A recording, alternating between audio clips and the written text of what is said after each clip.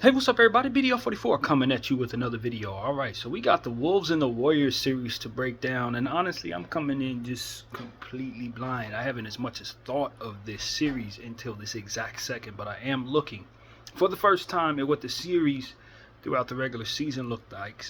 And the Timberwolves won the first one, the Warriors won the second one, Warriors won the third one, the Warriors won the fourth one. So that looks like 3-1 Warriors to me. They played all of their games before January 15th and all of their games after December 6th. So in a small sample size of time, they were able to play four basketball games. I know they were sick of one another in just 1 month's time, a little more than a month. That's kind of ridiculous. The first game, 12-6. Let's see, Warriors dropped this one by 17. I believe this is before the Jimmy trade. Yeah, Wiggins was still there. Nothing to really see there, honestly. Maybe all of those games before the Jimmy trade? Maybe so. Let's see, the second game, 114-106. Golden State got the victory. Still no Jimmy. Yeah, no Jimmy there. Pods had 6 points. Steph had 30. Buddy had 27. Buddy coming off a big game. I almost wish, just side note, have nothing to do with this, that I would have kept the Rockets video that I accidentally put Buddy Hield on the Rockets because Buddy was the big star in Game 7.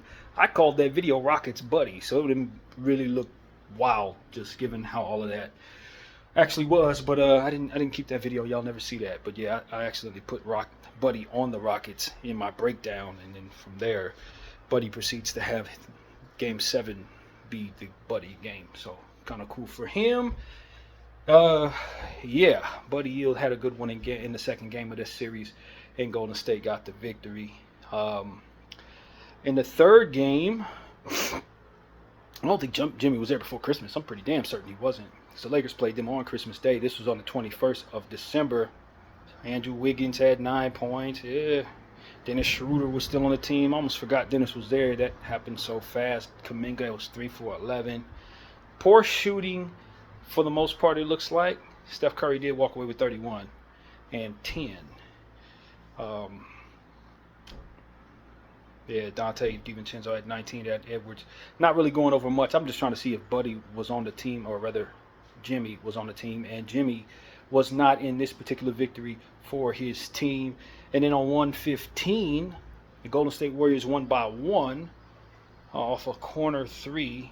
Steph had 7 threes, and Wiggins was still on the team. So the Minnesota Timberwolves have not seen the Jimmy Butler, Steph Curry Golden State Warriors, which is extremely interesting to me because Jimmy Butler played for the Minnesota Timberwolves, and that's a big part of the storyline, along with Draymond Green and, Rudy Gobert and that whole situation where Draymond choked the hell out of Rudy Gobert, which I think is going to make this a very intriguing series, seeing them go up against one another and anticipating more of the same. Would not shock me at all. This is going to be a physical series. And the Golden State Warriors, if I'm being honest with you, the Golden State Warriors are a team that's is considered a small ball team. But, and we learned this in the Rockets series, they have the ability to opt into some players that are really heavy and large, and they are a good rebounding team in general. So they don't have to be married to their small ball identity.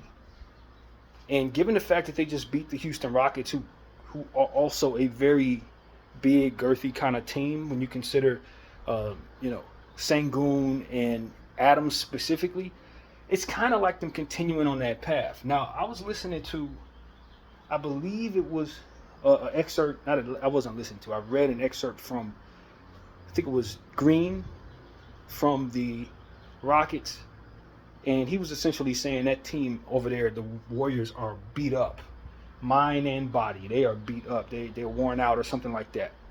I would imagine if that kid knew what he was talking about, he was considering the fact that this was a very physical series that they just came out of.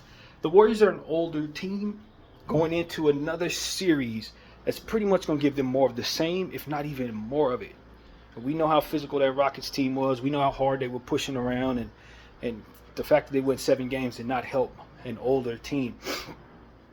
like Golden State. Now, Golden State does have a lot of young players, but the most of what they have is, Draymond, Steph, Jimmy. Those are older guys. Having to play a physical series, probably not ideal. Gary's had a little banged up. He's a little older than his actual age, given some of the injuries and stuff like that.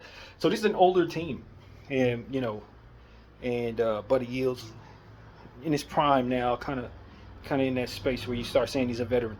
And so I look at this as a potential disadvantage, given the fact the Lakers Minnesota series ended in 5.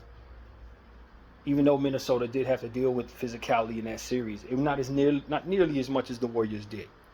And so going into this series, I would say the Warriors are at a slight disadvantage because here they are, a older team having to go up against another physical basketball club with a lot of big players, centers, man. Julius Randle, Naz Reid, of course Rudy Gobert, and then you got kind of physical guys on around the perimeter like McDaniels and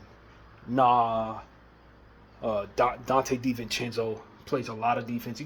I walk out of this series with the Lakers as a Laker fan saying Dante DiVincenzo is a significantly more impactful defender than I thought. He's a worse shooter than I thought because he couldn't hit a shot throughout the course of that series. But boy, is he physical. And boy, does he find himself effectively getting steals and blocks, believe it or not. So you have to deal with him. His shooting difficulties are a little bit of a problem for the Timberwolves at times, but I would say that he stole minutes from Na, to be honest with you. A lot of people were going into the series expecting Na to be on the floor before his defense.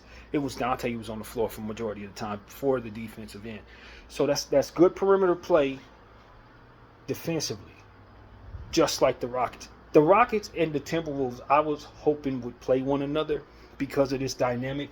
It was just going to be a drag down, lockdown, brick fest, basically, with athleticism on both sides, wings on both sides, bigs on both sides. I would have preferred to see that matchup. But the Golden State Warriors should be interesting because of all these storylines. And given the fact that this series does start in Minnesota, it throws even more of a monkey wrench there because the guys who have all the experience don't have the home court. So this is a much more intriguing series to me than I thought before kind of giving it some thought and listening to some people talk a little bit. So this game starts tonight for game 1, 6:30 p.m. Pacific, 9:30 Eastern. And, of course, you got to deal with Ant-Man. And the thing that I said about the Minnesota Timberwolves exiting the Lakers series was Ant-Man is a fantastic playmaker when forced to be one. But if you force him into being a scorer, he can definitely score, but it doesn't make for a better Wolves team all the way around. The Wolves need that engine to make them go. So as long as he's in his playmaking bag, he's going to get the most out of all these players around.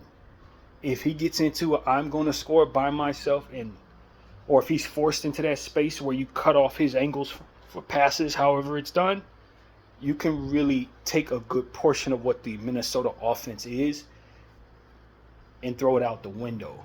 So that's what we learned in that series. Ant-Man is a playmaker, Wolves win.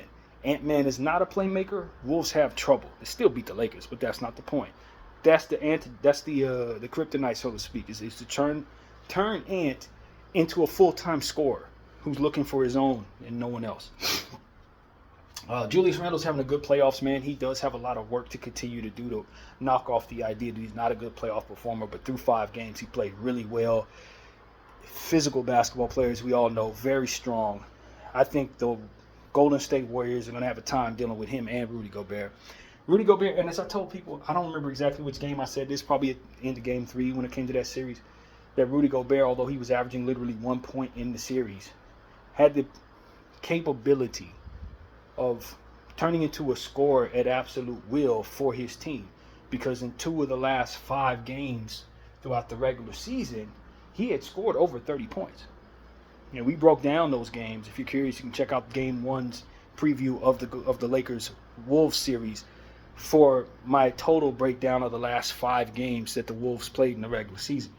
You'll see, Rudy had 2 games where he went for 30.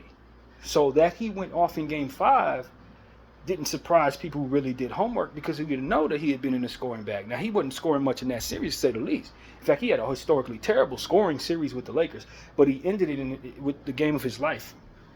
And so this is what I would tell the Golden State Warriors, that you can't underestimate him turning into a scorer at any one game or two games in this series, because he's already been showing he's capable of doing that, and they tend to opt to allow him to, especially if you're going to give yourself no size against him. Now, I don't know that the Warriors are going to do that, because they do have the ability to opt into to Looney, and Quentin Post is a big guy, even though he's a rookie who kind of doesn't really bang yet, but he's a big body. At least you give yourself 7 feet.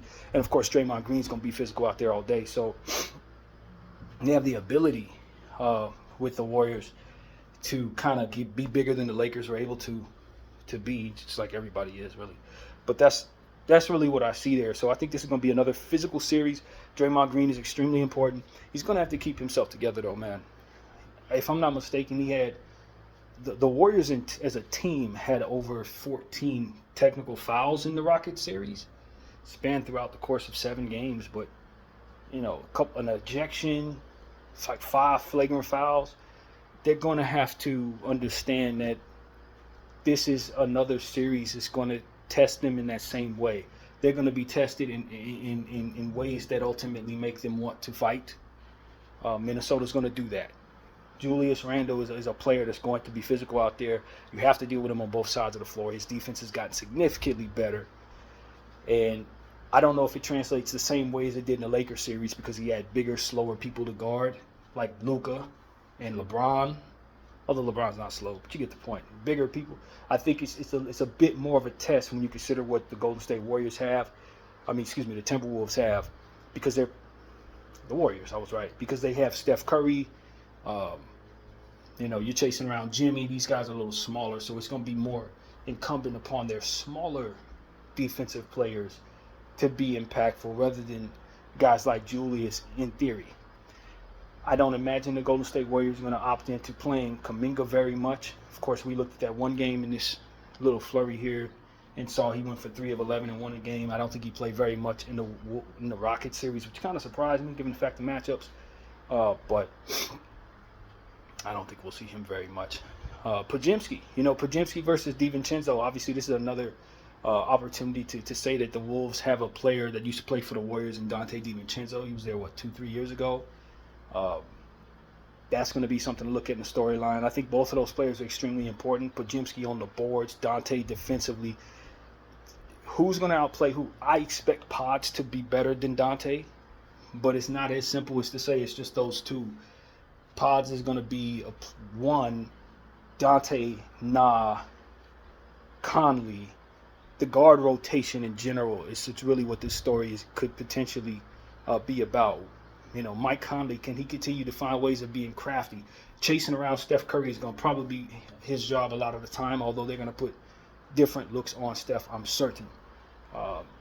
McDaniels guarding Jimmy, that's going to be fun all series long if that's the assignment.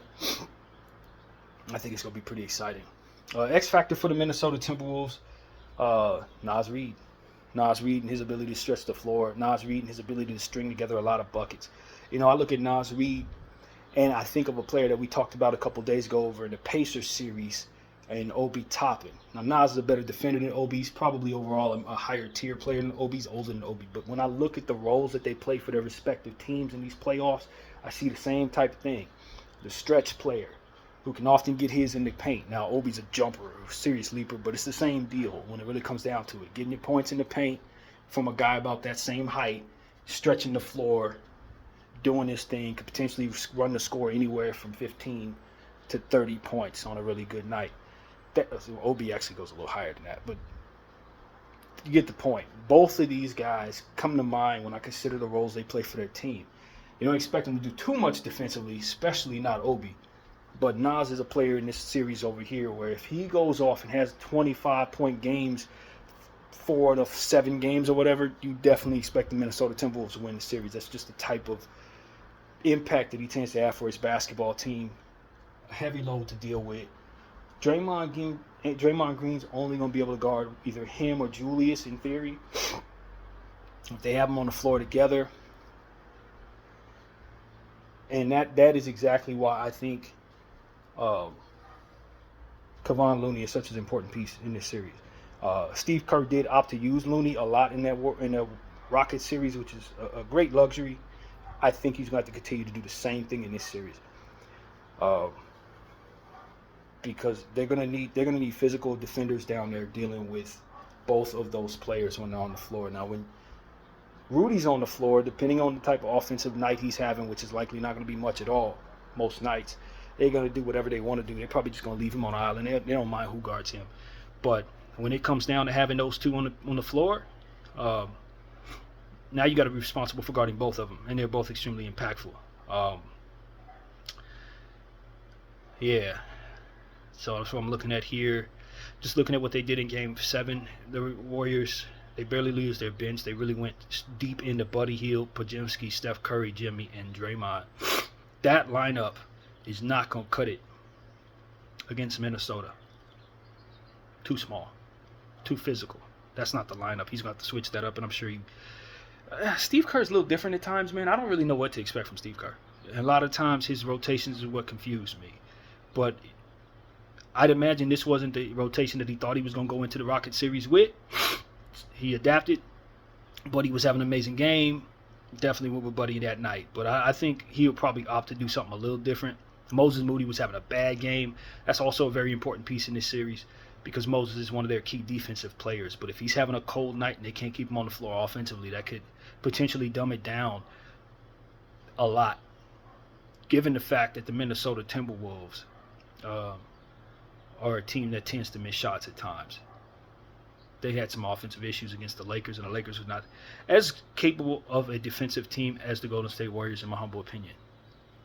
So I think, we haven't mentioned Ant-Man too much other than to say that don't allow him to be a playmaker, because if you opt to make him a playmaker, it makes his team better. But I think the defenses matchup between him and whoever they put on him, which should be everybody at times, could potentially be what it is for this series. If they're able to neutralize him, obviously you expect the Golden State Warriors to win the series, but if he goes off every night, I don't expect for them to lose too many games, Minnesota. I really don't. Ant-Man is the truth, but Ant-Man did come off a very bad Game 5 where he was 0-for-11 against the Los Angeles Lakers, and we will not let him forget that. This Minnesota team only scored 96 points, shot the ball 7 of 47 times from the three. If they carry that into this series, Minnesota don't have a chance. This Golden State team is too good offensively. Their execution, especially with Steph Curry hitting shots, Podziemski, if Buddy's going to keep shooting like this, they execute too well for Minnesota to have some of the issues that they had against the Lakers. This is not the Lakers, Minnesota. Golden State is a team that has a much more depth. They have much more ability to guard your bigs. They've already been tested against the Rockets team, who was the 3 seed. They didn't have home court in that one. They ain't going to have it in this one. Some would argue they've already beaten a better team. That's what Minnesota is going to have to respect. Some would say that the Rockets are a better team than you, and they already beat those guys. So I know that Minnesota is a difficult team to deal with for my Lakers, but I walk out of that series saying Minnesota has a tall task to beat the Warriors. Tall task. But the Warriors can't dumb their size down against the Wolves and expect to have over success, because even though the Warriors are a good rebounding team, the Wolves still have the size advantage, especially if Rudy Gobert carries any of that momentum from Game 5 into this series, where he went for 24 points, 9 offensive boards. Now, we gave up a lot of offensive boards to Rudy Gobert just off the strength of how we were using our roster. I think the game before that, in Game 3, he may have walked away with like 7 offensive boards, if I'm not mistaken. Or Game 4, rather. Let me see. I will look at that and be certain. Yeah, we did. We gave up 7 offensive rebounds to Rudy Gobert in Game 4. So he was coming off a 10-rebound game against us in general. That offensive rebounding situation is important, because the Minnesota Timberwolves are going to have issues hitting shots at times. They're not the greatest executing team. You got bricklayer Dante. Nikhil had a bad series shooting the ball. Mike Conley had pretty much a bad series shooting the ball. They're going to be bricklayers. Julius is not the most efficient player. it's going to be ugly in that way. I think that gives the edge to Golden State very well if Golden State can do what they're prone to do, team rebound. Steph Curry's a good guard rebound, but Podziemski's known for boarding.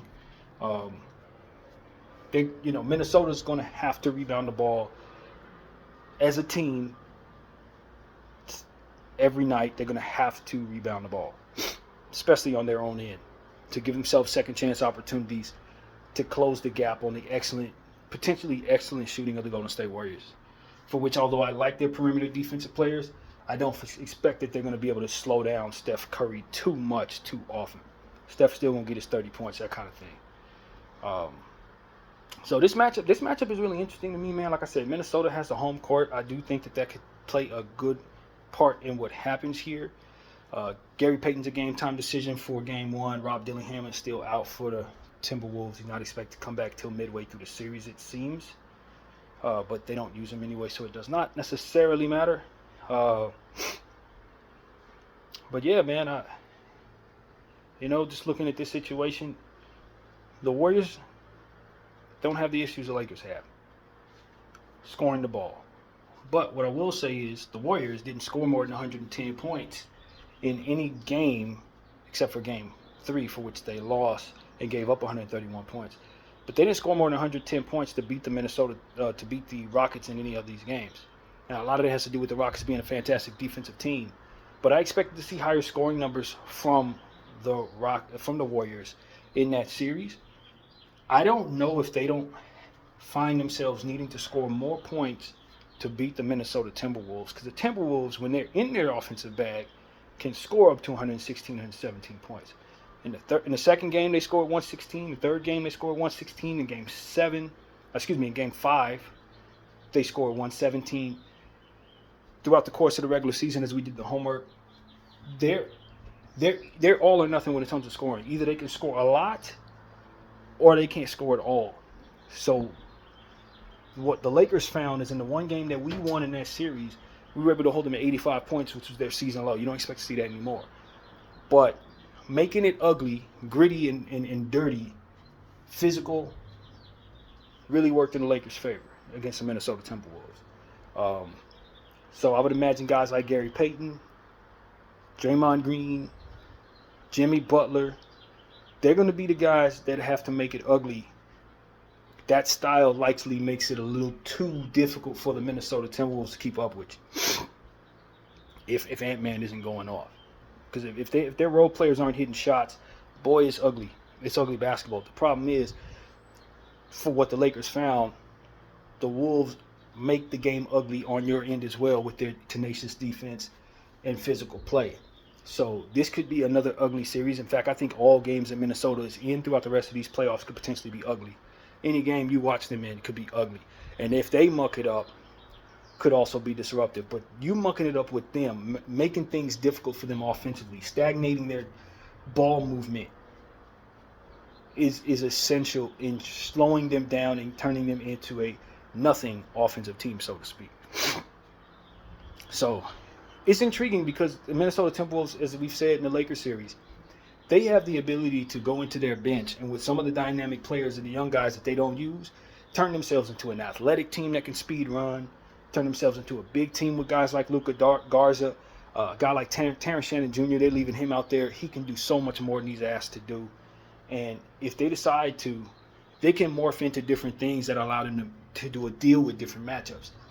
So, for example, if they want to go small, they have some very good small ball units that they could use, putting McDaniels at the 4, Julius at the 5, and one of their plethora of wing players at the 3, 2, and 1 spot. Terrence Shannon could be put at the 4, McDaniels at the 3, or vice versa. Julius at the 5, Nas at the 5. They can go even smaller than that if you want to go too small, and they can run lineups that allow for Jaden McDaniels to be at the 5 and spread you out. If they want to do the 5-out thing, they can do that. Super small. So it's like they could do it super big too if they really want to.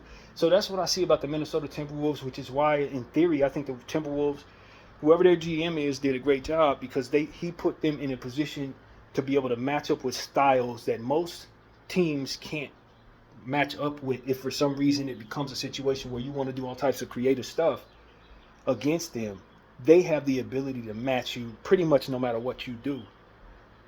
Pretty much. And so that's what I'm intrigued about with the Minnesota Timberwolves. Their coach tends to use what he knows how to use, and his strength, Coach Finch, is to look at your weaknesses and strategize against them. He's one of the better coaches at that in this league. But he also, for his weakness, doesn't really have an imagination for the Swiss Army knife of a roster that he actually has. And this is what we've been complaining about all year long and watching him from afar. I saw what his strength was, which works in times like these, but there's so much meat he's leaving on the bone as it pertains to his roster, and we always say that when talking about the Minnesota Timberwolves. I don't imagine it's going to come into play unless injuries take over. But do understand, if somebody rolls an ankle or something, you start finding the depth of the Minnesota Timberwolves can still be very difficult to deal with. And so the Golden State Warriors, they have some players on their bench that I like, but I don't see them being as versatile, not even close to as versatile as the Minnesota Timberwolves roster. It's just, it is, and it's not a roster lacking in versatility, I don't believe, Golden State. They can opt to be big, as we said. They got guys like Trace Jackson Davis and Kuminga that could kind of give them that too. Guy Santos is a nice player that can do a lot of things at the forward spot. I like him a lot. So they have some pieces on this team that's pretty good in the back of their bench too. They're not a shallow team. But when we talk about Minnesota, I just see so much that isn't being utilized that could give them a different identity on the back of their bench. So I always want to say that when talking about the Minnesota Timberwolves. So yeah, man, that's really what it is. The wild card for me is coaching, because as much as we've seen from Steve Kerr winning championships at every level in this league, I still find myself scratching my head at certain decisions he makes with his rotation. And I just wonder if he's not going to throw another curveball at us. He still finds himself winning, so you just have to give him credit to say the dude always winning. But sometimes he does stuff that you really think hurts his own squad, and you just don't know what the heck to think going into a series with him at times. I just don't know what to expect. But I do know he has two of the best playoff performers in modern times, in Draymond and Jimmy and Steph Curry specifically. And you just got to deal with these people. You got to deal with them if you're the Minnesota Timberwolves. I think the experience now becomes a real factor, because now you see the Golden State Warriors, they've been to the NBA Finals 6 times. They just played in yet another Game 7. 4 NBA championships. I mean, the resume speaks for itself, and the core that won that championship is still in place. And now you add playoff Jimmy, who is known for elevating his game in the playoffs in his own right, a Hall of Famer for that reason. You almost think this team could win the West at this point, the way that things are set up, the experience that they have over the teams that are left in the Western Conference, if I'm being honest with you. I almost expect them to get to the finals at this point, believe it or not, especially if the Denver Nuggets beat the OKC Thunder. I almost expect the Warriors to win, and that's crazy, but that's just the essence of what the Warriors have been able to display over the last decade. They're that team. They're always there. They were like the Spurs back in the 90s and the 2000s, rather. It's just what you can expect. And so now that they have Jimmy, they're a much better team than they were to start the season, and Jimmy has done exactly what you expect Jimmy to do. Every damn thing, including getting to the line repeatedly. But his health is the question as well. He has played into the finals twice. He's been deep in the playoffs, overachieving in Miami year in and year out. He's played a lot of basketball in his career. He tends to play through injury. He tends to be able to be an Iron Man, so to speak. I think he might be a little banged up going into a series like this, especially playing against the Rockets. He did have the knee thing right before he left the regular season. I just wonder if Jimmy's going to be able to hand them all that he's going to need to hand them in order to offset some of the youthful wing depth that the Minnesota Timberwolves provide. McDaniels and players like that. Jimmy's going to have to take on some of those matchups and be guarded by some of these people. It's going to be difficult. It's going to be difficult for Jimmy going up against the Wolves. Obviously, he left out of there calling people soft, this, that, and the third. It's going to be an interesting crowd. The Wolves fan base is rabid. Their building is loud. And the series starts there. So it's going to be interesting to see how Jimmy handles going back to Minnesota and playing there, man. Playing there. The only other team he's played in the Western Conference is Minnesota since his career began. So, yeah, this is very interesting just from a Jimmy perspective. Can Nickeil Alexander Walker shoot well enough to get back on the floor? Because, boy, did he have a bad shooting series, and his minutes did decline, as we already mentioned. Can he get back on the floor? That's interesting to me. And, yeah, you just see tough players in Minnesota, man. Julius Randle, Jaden McDaniels, Anthony Edwards, Naz Reid, Dante DiVincenzo, Nickeil Alexander Walker. These are guys who were really helpful on the defensive end against the Lakers. Really helpful defensively just in general. Rudy Gobert, obviously. The Warriors are going to have to play yet another team that's going to push them around. That's what it really comes down to. Without home court advantage, can they essentially do it again? After seeing the Rockets and banging with the Rockets, I know they would have rather seen the Lakers, man. I'm just going to be honest with you. I know the Warriors would rather see the Lakers. You do not want to see another gritty young team with rabid, lengthy wings and stretch players. They just saw this. It's like you beat the Rockets and you come in, you got to play the Rockets again. Only this time, it's a little different because although they don't have a Fred VanVleet, Ant-Man can essentially be both Fred VanVleet and Jalen Green combined, basically. So while you don't have that production split up in two players, you probably got it in one. And so it becomes a situation where Mike Conley is not going to be that, but he's enough to give you half of what you would expect from Fred VanVleet. You know, Mike Conley makes smart plays. He tends to be the guy to draw the charge at the most inopportune time for your situation. Hit a corner three when you least need him to. He's just a vet that knows where he needs to be and how to help his team. A smaller guy but plays bigger, runs like the wind. Is not, his conditioning has always been great. Mike Conley is always a factor, even though he's not expected to do too much. You still have to account for him when it matters most, especially in the damn playoffs. And so he's gonna have his moments in this series without a doubt. But Steph Curry is going to be a tall task to chase around. And I don't know if he's going to draw that assignment a good most of the time. Who is going to guard Steph Curry is the question. Is it Nah? And if so, does your offense not suffer from that? Is it DiVincenzo? And if so, does your offense not suffer for that? I don't think you want Ant-Man chasing Steph around. Steph is going to get Ant-Man in foul trouble, running off screens and flailing his legs on three-point shots and stuff like that. It's going to be a headache. It's going to be a real headache for the Minnesota Timberwolves trying to guard Steph Curry. Like I said, with the Lakers, the most important thing was to guard big LeBron and big Luka. And at the end of the day, those guys are older, burly, slower. You don't have to use too much foot speed, not running them off screens all day long, stuff like that. Draymond Green doing all types of weird stuff on the corners and the sides and all of that, passing the rock to him and quick layups and stuff. Draymond, it's going to be a problem. But Steph Curry, I don't really know if he's not the most difficult player to guard in this series. Minnesota is going to have to figure out something that they were not forced to figure out against the Lakers in guarding this man, in not fouling this man. And when he gets hot from behind the arc, obviously he's the greatest shooter ever play. And so that's really something that I'm looking at there in my mind's eye, trying to figure out. Even though Minnesota is known for having great wings that can defend, this is not the same type of thing that made them look that great. This is something totally different. You're dealing with an entirely different monster here. And Steph Curry is not only a problem, but he knows how to win at the highest level, and it's time.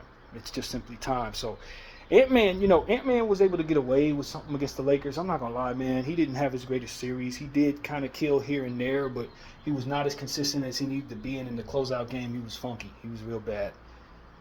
This is not going to cut it against the Golden State Warriors. Ant-Man is going to have to be a more consistent version of himself. He did have games where we said, yo, Ant-Man's growing. He looks great. And then you had games where you said, well, Ant-Man's not even showing up tonight. He's overshooting. He's underpassing. That inconsistency is going to cost him this series.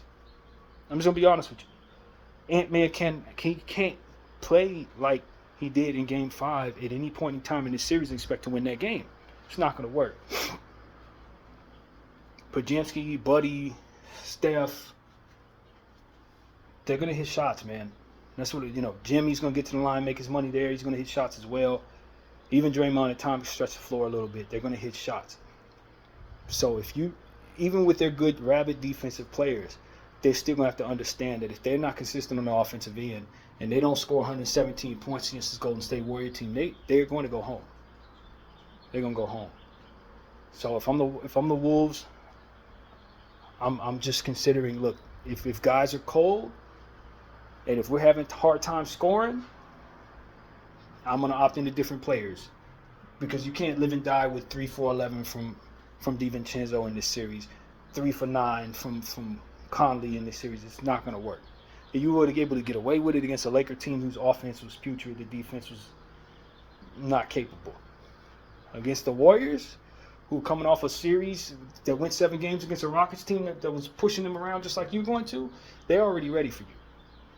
That's essentially what I'm saying. The Warriors go into this series, if they're not exhausted, ready for the Wolves. So this is when I look at fatigue, though. I harken back to what Jalen Green said, that they're tired, exhausted, mentally and physically. If they go into this series, if his assessment is right of his opponent, and they go into this Wolves series exhausted, I don't think the Wolves are going to lose the series. But if they go in well-oiled, ready to do more damage, ready to do more pushing around, then the Wolves are going home. It's that simple. I think this series, in my opinion, is most dictated by the endurance of the Warriors' others. Steph Curry's going to run all day. Doesn't matter. He can run straight through the offseason if he needs to. One of the best conditions athletes in the world. But are the rest of these people tired? And if they're tired, this is a bad matchup for the Warriors. That's really what it comes down to. If they're not tired and they're like ready to go, keep going, then I think what they just went through is perfect preparation for what they're about to see. So that's what the story is for me with this series. Not about X's and O's. It's about energy and who has it. And so, obviously, with the Timberwolves going 5 games with the Lakers, I would imagine they're the more energetic team. They got the home court advantage. I think with Ant-Man being the Michael Jordan clone that he's ultimately becoming, not quite as consistent as he's going to become, if he could step into his consistency bag and have 26 and 8 assists, 5 boards every night or something like that, I think that gives the Wolves a great chance of being extremely successful in this series.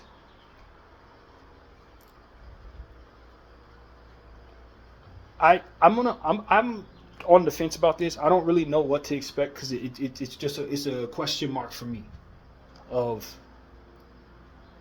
rust versus rest for the Wolves. And I stole that from Kenny Mitchell. Shout out to him. Which one of those two things is going to be the Wolves' identity? Are you rusty from having all that rest after the Lakers got smoked in 5 games? Because you best believe the Warriors, if they're not exhausted, are definitely not rusty. They're coming in having just played a couple days ago against a team similar to you. If you come in lackadaisical and look like you did in Game 5, the Warriors are going to win Game 1. No question about it. But if the Warriors come in exhausted, a step slow because they're beat up, the Timberwolves can win this series probably 5-6 games. So it really does come down to what it is. I don't know, in my opinion. Who's to gain most from what just happened? Is it the Wolves having the series only go 5 games and having home court advantage? Or is it the Warriors played 7 games against a team just like this team? And it becomes a guessing game for me. I could go with the Rockets idea, not the Rockets idea, but the idea I had in the Rockets series, that this series would probably go to the team that has the experience versus athleticism, which is kind of what this is. And again, the Minnesota team being a bit more agile than the Warriors in theory, but less experienced. Steph Curry and Jimmy and them, they know what they're doing in these situations. or I could go with the team that's likely going to be able to push out the damage, like the Rockets. And in the first series with the Rockets and Warriors, I went with the Warriors winning in 6. The Warriors won in 7. Kind of played out the way I thought it would. The Rockets weren't able to overcome that. But now you look at a layer of the same thing coming again at an older Warriors team. And I asked, does that still apply when they just went through 7 games of physicality? And the answer is, I don't think so. I don't think so. It's like you're getting hit in the face. Boom. Can you take a punch? Yes. Now, can you take another punch in that same spot? That's the question. It's not about can you take a punch in a space from which you're just standing upright and you're happy, healthy, and ready to go. You just got hit by a gorilla in the face. You stood the test of time. You didn't die. Can you get hit in the exact same spot by another gorilla? It's like, I don't know if I can trust that your body's going to be able to take another hit after being hit. And that's what it comes down to for me. I think this series favors the Wolves, even though the Warriors have the experience and the impossible, difficult old guys to guard who know how to do things in the playoffs. Because those old guys at the end of the day are still old. And they really did just go through something serious with the Rockets. Physically. Wear and tear punishment. The Minnesota Timberwolves are going to dish out same amount of punishment, man. And that's what it really comes down to. I think the Wolves win this series in 7 or 6 games because I think the Golden State Warriors are going to just run out of gas. They're just going to run out of gas, man. That's what I see here. They're too old to be getting hit this hard. Now, this time of year, you expect great Warriors, Jimmy, great Warrior Steph, Draymond to know how to schematically overcome all things. But the one thing that's going to be the most difficult thing to overcome is what they're going to have to deal with, and that's just being tired, man. So keeping fresh legs on the floor for the Warriors goes a long way. If I was Steve Kerr, I'd sneak in some Kuminga, I'd sneak in some Guy Santos, I'd sneak in some Quentin Pose. Here and there, hopefully you get a blowout game one way or another so that you can sneak some rest for your stars. That would be something that could really help the Warriors in this series. But I just think at this point, you're asking a lot of these old men, man. They really would have much rather seen another old team like the Lakers, who can be physical, but not nearly as physical as what the Minnesota Timberwolves are about to be. And so that's what I'm leaning on in this series, man. I think it's the same question that I had in the Rockets series. It's the same question I have in the Wolves series. But the only difference is this question is being posed after they just took the punch from the Rockets. And I just don't think the Warriors can take 2 punches like that consecutively. It'd have been great if they seen a less physical basketball team going into this series. Or it would have been great if they had the home court advantage so that they could benefit from it. But the fact this series is in Minnesota, that's a lot of travel. From Golden State to Rockets land back and forth, and then Golden State to Minnesota back and forth. It's a lot of travel. These are older guys, man. And although their role players are young, in fact, I could argue maybe their role players are younger than Minnesota's in total. The meat and potatoes dudes, the ones who are doing most of the heavy lifting, are old people who are probably exhausted from being punched in the mouth hard by a Rockets team that came in Bush League, as we predicted. I expect Minnesota understands that and will do the exact same thing. Come in Bush League. Come in with elbows and pushing around, and it just gets to a point where Jimmy, Draymond, these guys are going to start getting a little exhausted. That's what I see there. And Minnesota, like I said, going into the Lakers series, Minnesota's been winning games, y'all. Minnesota only lost like 5 games in like 2 months at the end of the regular season. The winning is not a fluke. They've been better than Minnesota Timberwolves all year. And they have home court advantage here. It's going to be interesting, obviously, as we always say. Injuries could tell the story in any situation. This is no exception. Injuries could tell the story. However, if anybody's a bet to be worn down physically, it's the Warriors. And so I'm going to go with my gut, even though I know if it comes down to it, if the healthy Warriors team go up against a healthy Wolves team, I go with the edge to the Warriors just off the strength of how they're going to be able to execute down the stretch with the experience and the way they run their plays and all this different stuff that should favor the Warriors. If the Warriors are healthy, I expect the Warriors to win the series. But I don't expect the Warriors to be healthy. I expect for them to be tired, just like Green said. And so my understanding of the human body is, man, how many punches can you take consecutively? You know, and it's like not too many. That's what it really comes down to. When you're their age, not too many.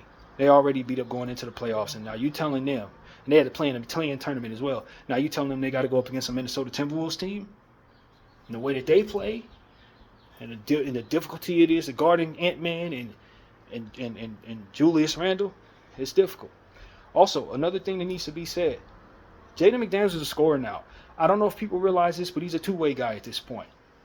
The way that he came into that Lakers series, he was the main reason the Lakers lost the series, if you ask me. He was the main reason. Every time he had a good game, the Lakers lost. He put a good portion of the scoring that we couldn't match on the board, and he was the best defender on the other end every single time. So if Jaden McDaniels has an off series, the Warriors are winning this series. If Jaden McDaniels played like he did against the Lakers, the Wolves, again, I give the edge to. And I expect more of the same from Jaden McDaniels because I don't think it's a fluke. He's been good all year. So that's somebody to circle there. You got to account for him. And if you think he ain't a scorer, you're a damn fool, and you're going to find out just like the rest of us did. So, yeah, I'm going to go Wolves. I'm going to go Wolves in 7. I think Wolves are going to take advantage of the 7th game. It's kind of hard to see the Warriors losing a Game 7. I'm not going to lie to y'all. As I say that, it's a little weird, but it's also very difficult for me to see the Wolves winning a Game 6 in Golden State if Golden State's back against the wall. I don't see that either. So I'm just going to say by Game 7, the Warriors are going to be so damn tired that they're probably not going to have a whole lot to give to that game. That's the bet that I'm making, although I don't know if I agree with that. But I don't see a whole lot of rest coming for the Warriors. They're going to need it if they're going to deal with another physical team. And at the end of the day, the longer this series goes, the more difficult it's going to be for the Warriors. I also don't see the Warriors losing this series early. I don't see that. But it could totally go that way if they are truly exhausted. They could lose in 5 because that's just how fatigue can hit you. So, yeah, one way or another, I don't think the Warriors win the series, man. I don't. I think the Warriors are probably, if they're 100%, if they had plenty of rest, I would say yes, their experience is going to outdo the Wolves. But I just expect for them to be worn out, tired, especially by the end of a long series after going through what they just went through. And I just don't think they're going to be able to hold up.